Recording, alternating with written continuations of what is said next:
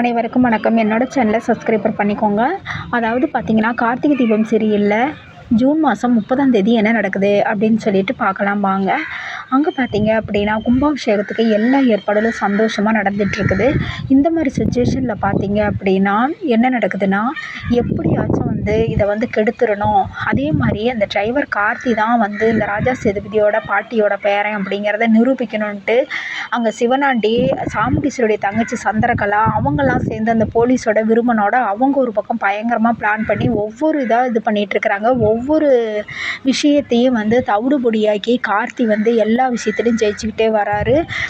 எல்லாத்துலேயுமே இது பண்ணிட்டாரு. கடைசியாக என்ன பிளான் போடுறாங்கன்னா, கார்த்தியோட அம்மாவை எப்படியாவது கடத்திக்கிட்டு வந்துடணும், கடத்திக்கிட்டு வந்து அவங்க மூலிமா நிரூபிக்கலான்னு சொல்லி இது பண்ணிகிட்ருக்குறாங்க. இங்கே கலச பூஜை, இங்கே கும்பாபிஷேகத்துக்கு எல்லாமே நடந்துகிட்ருக்குது. இந்த மாதிரி ஒரு சூழ்நிலை சுச்சுவேஷனில் பார்த்தீங்கன்னா என்ன நடக்குது அப்படின்னா, அங்கே அபிராமி வேகமாக காரில் கடத்திடுறாங்க. உங்கள் பையனுக்கு ரொம்ப உடம்பு சரியில்லை, அதனால் அடிபட்டுருச்சு, கோயிலில் இருக்காருன்னு பொய் சொல்லி, அதாவது பாட்டியோட குரலில் சாமுண்டீஸ் இவங்க நம்ம அபிராமியோட அம்மா குரலில் பேசி அவங்க வந்துக்கிட்டு இருக்காங்க. வந்தோடனே இவங்க காரில் கடத்துறாங்க. மறுபடியும் காரில் இதெல்லாம் கேள்விப்பட்டு இறங்கி வேகமாக ஓடுறாங்க. ஒவ்வொரு இடமா ஓடி ஓடி எல்லாமே தொலைவிக்கிட்டு இருக்கிறாங்க. அந்த ரவுடிங்களை விட்டப்பாடில்லை. அதுக்கப்புறமா சிவனாண்டிக்கிட்டேயும் அவங்கக்கிட்டேயும் ஃபோன் பண்ணி சொல்கிறாங்க, இந்த மாதிரி தப்பிச்சிட்டாங்கன்னு. இதுக்காக வாடா உங்களுக்கு நான் இவ்வளோ காசு கொடுத்து எல்லாம் செஞ்சேன், ஒழுங்கு மரியாதையாக அவங்கள போய் தொலைவி கண்டுபிடிங்கன்னு. சரிங்கண்ணே அப்படின்னு சொல்லிட்டு அவங்க ஒரு பக்கமாக பயங்கரமாக தொலைவிக்கிட்டு இருக்கிறாங்க. அபிராமி, ஐயோ கடவுளே, என் பையன் கண்டிப்பாக மாட்டிக்கக்கூடாது, எந்த சூழ்நிலையிலையும் என் பையனை நான் காப்பாற்றியே ஆகணும் அப்படின்னு சொல்லிட்டு வேகமாக ஓடிக்கிட்டே இருக்கிறாங்க. அதுக்கப்புறமா இங்கே என்ன நடக்குதுன்னா, இங்கே கும்பாபிஷேகம் நடக்கிற இடத்துல சிவனாண்டி சந்திரகலாவுக்கு ஃபோன் பண்ணுறாங்க.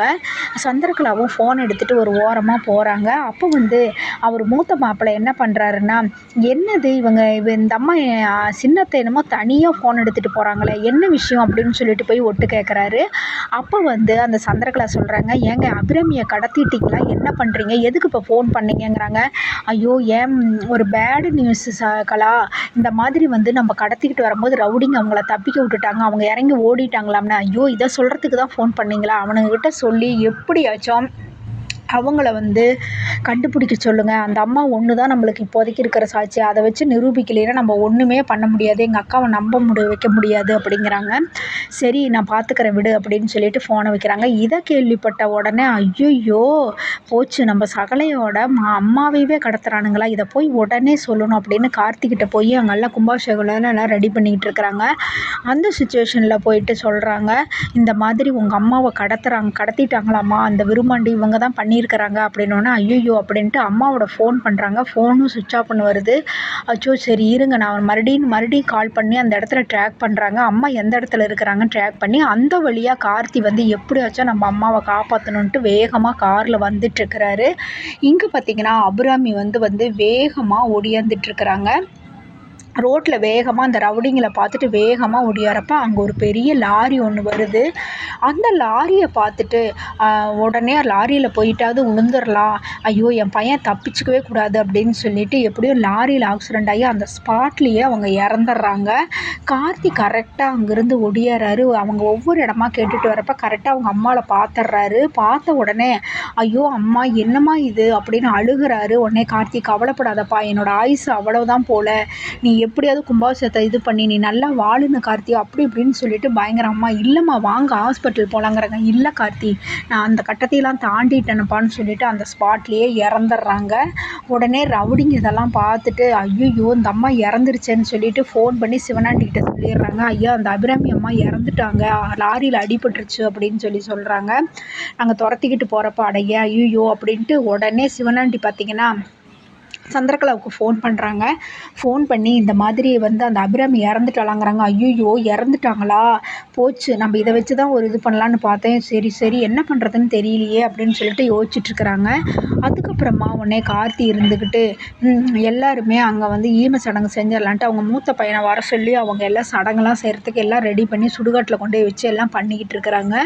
இந்த சூழ்நிலையில் அங்கே ரோட்டில் ஒருத்தர் பார்த்துட்டு இந்த கும்பாபிஷேகம் நடக்கிற இடத்துல வந்து என்ன சொல்லிடுறாரு அப்படின்னா, ஏங்க உங்கள் அம்மா உங்கள் பொண்ணு அபிராமி இறந்துட்டாங்க அப்படின்னு சொன்னோன்னே, யோ வாயை மூடியா, கும்பாபிஷேகம் நடக்கிற இடத்துல என் பிள்ளைக்கு என்னையா நல்லாதாயா இருக்கிறா, எதுக்கே அப்படி பொய் சொல்கிறீங்கண்ணா, ஐயோ சார் நான் பொய் சொல்லலம்மா, இப்படி ரோட்டில் பார்த்தம்மா, நான் கண்ணார அடிபட்டு கிடந்தாங்க, அந்த ஸ்பாட்லேயே இறந்துட்டாங்கம்மான்னொன்னே அழுகுன்னு அழுதுகிட்டு நேராக அபிராமியை தேடிக்கிட்டு அங்கே போயிடுறாங்க. அந்த வேலையை அப்படி விட்டுட்டு உடனே சாமி சிரித்த பிள்ளைங்க பொம்பளை பிள்ளைங்களை எல்லாத்தையும் கூட்டிகிட்டு அவங்க வீட்டுக்கு போயிடுறாங்க. அங்கே போயிட்டு ரேவதி சொல்கிறாங்க, அம்மா என்ன இருந்தாலும் நம்ம அப்பாவோட தங்கச்சி இறந்துட்டாங்கங்கிறாங்க, எப்படிம்மா மனசாட்சி இல்லாமல் எல்லாரையும் இங்கே கூட்டிகிட்டு வந்துட்டீங்க, அப்பா பாவம் இல்லையா, அப்படி இப்படின்னு சொல்கிறாங்க.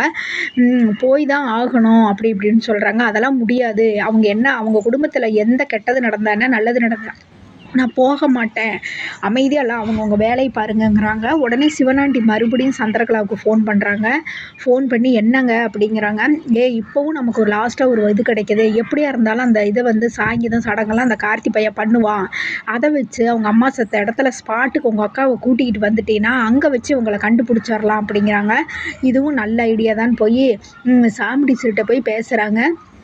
அக்கா வாக்கா, நல்லதோ கெட்டதோ இந்த ஒரு தரம் போயிட்டு வந்துடலாம் அப்படி இப்படின்னு அவங்க மனசை மாற்றி சரின்ட்டு கூட்டிக்கிட்டு காட்டு வழியாக நடந்து கூட்டிக்கிட்டு வந்துக்கிட்டு இருக்கிறாங்க. அங்கே பார்த்தீங்கன்னா பானையை உடச்சி ஐயர் வந்து சடங்கு சொல்கிறாரு. அப்படியே சுற்றிக்கிட்டு வந்துட்டு இருக்கிறாங்க கார்த்தியும்.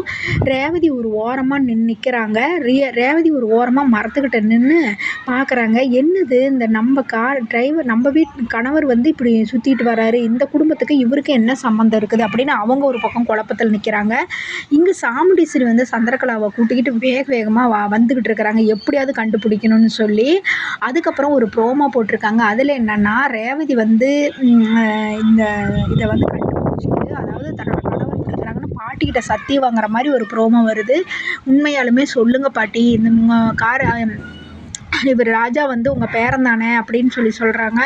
ஆமாம்மா அப்படின்னு சொல்லி தலையில் அடித்து சத்தியம் பண்ணி கேட்குறாங்க ரேவதி. அப்போ வந்து அந்த உண்மையை சொல்கிற மாதிரி ஒரு ப்ரோமோ வந்துருக்குது. ஆனால் இந்த சீரியலில் பார்த்தீங்கன்னா காட்டுக்குள்ளே சாமுண்டி சொல்லி அவங்க தங்கச்சி வர்றாங்க, அங்கே கார்த்தி சுற்றிட்டு இருக்கிறாங்க. அதோடு பார்த்தீங்கன்னா எபிசோடை முடிக்கிறாங்க. அடுத்த நாளைக்கு வந்து ராஜா தான் வந்து இவங்களோட பேரங்கிறது தெரியுமா, இல்லை என்ன பிரச்சனை ஆக போகுது, என்ன கும்பாபிஷேகம் நடக்குமா, இல்லை இவங்க என்ன ரேவதி என்ன முடிவெடுப்பாங்க, இந்த மாதிரிலாம் பல இதில் வந்து முடிக்கிறாங்க. நன்றி, வணக்கம்.